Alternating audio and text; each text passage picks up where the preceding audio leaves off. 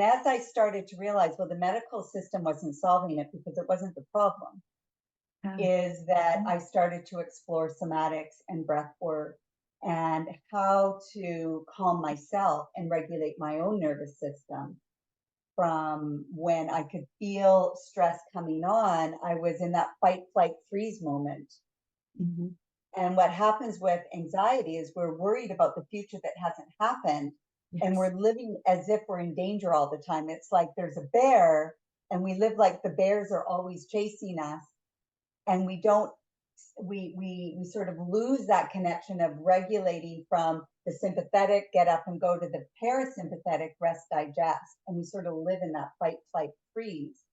And over time, the system just gets overwhelmed and Mm. exhausted. And this is how we have anxiety and panic, burnout, for example, very common in the corporate world. And so I healed myself because pills didn't work, doctors didn't work. I can tell you, coffee didn't work, wine Mhm. didn't work. And now I'm free of it.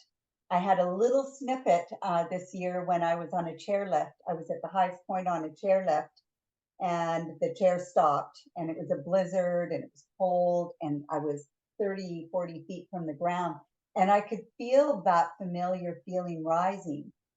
And Mhm. because of the techniques I teach and know, I was able to come back into my body, breathe into my core, and tell myself, in this moment, am I okay? Mhm. Yes, in this moment, I am safe.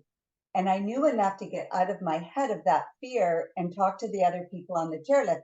Who's got a joke? Where are you guys from?